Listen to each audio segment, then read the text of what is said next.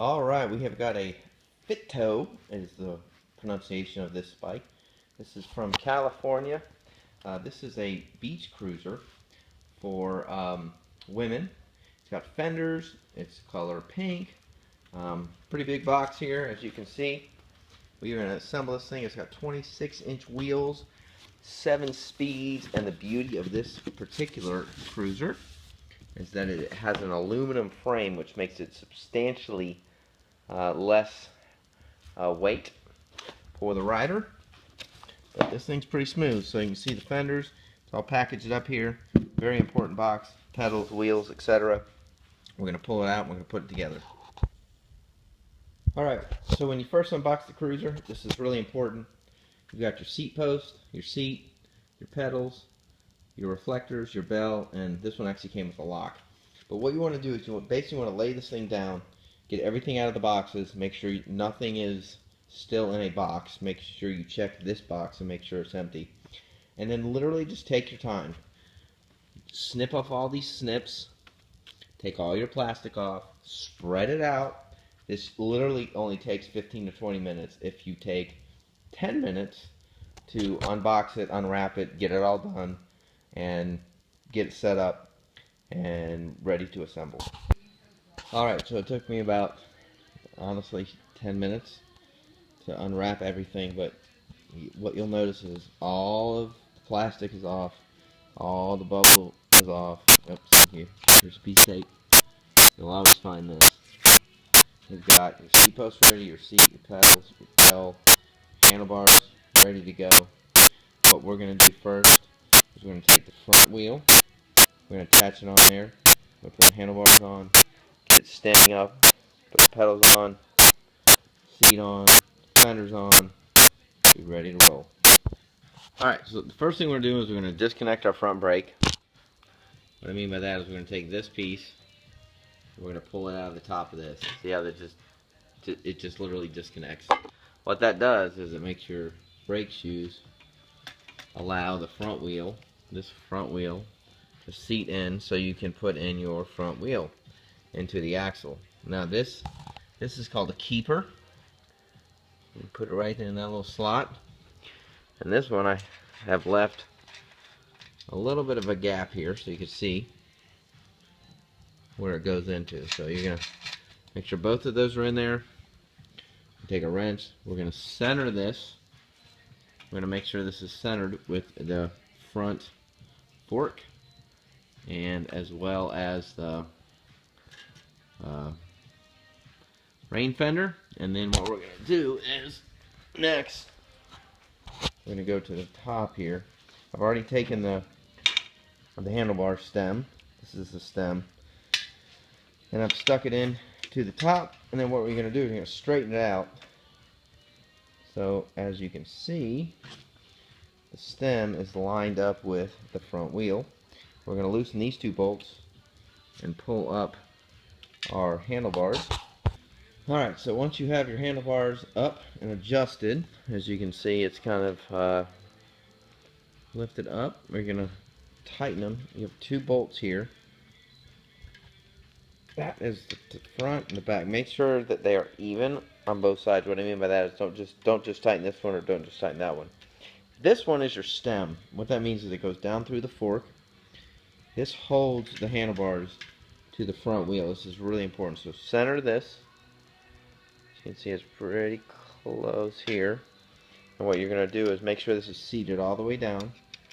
And then you're going to tighten this. Now this is one of those bolts that you could do this for 20, 30 times and it still wouldn't be tight.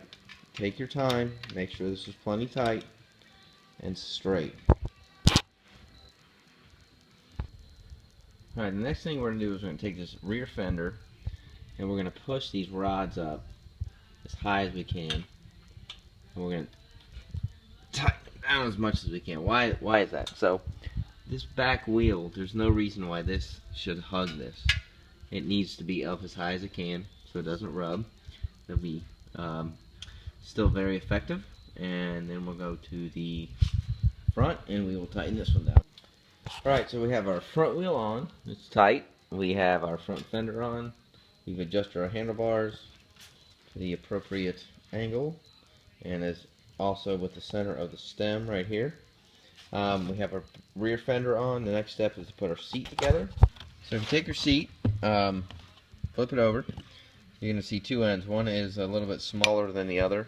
The smaller end goes into this bolt, and then what I would recommend is just pushing it down in there. There you go.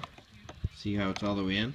We're going to put this into the bike seat post, and then we're going to adjust all of this so it's nice and level. Okay, so like I said, we've got our seat in. We're going to put our seat post in. It's going to slide in real easy. Easily just drops right in. If you were to lift your seat up, it would probably most likely pull right off. We're going to adjust the Allen wrench here, keep it tight, then we'll just then level the seat. Alright, we've got our seat post in. We have tightened it with the Allen wrench here, and here's kind of the tricky part, but it can be kind of fun too. What you want to do is you want to level your seat here. So we're going to take our bolt here, and we're going to make sure that the seat is level. So loosen it up. We tightened it a little bit. This is kind of can get kind of wild because it can kind of move pretty quickly. But as you can see here now, this is pretty straight. And then what we want to do is make sure that you tighten these bolts down on both sides really well so the seat doesn't move.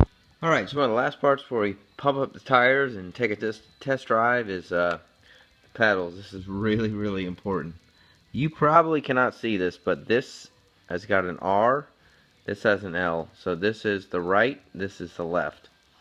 So I'm going to drop the R, this is the left. These are reverse threaded, which means, watch me, you're going to go backwards. The point here is if you try to thread these the way you would normal, so you're going to thread to the left. I'm on the left side. It threads perfectly.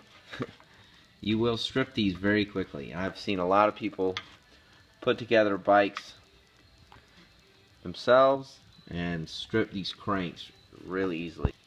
Now we're on the right side, and if you notice,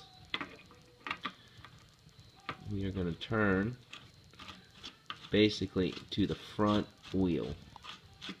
It threads perfectly. Alright, this is really important. So we're going to take a wrench. We're going to continue on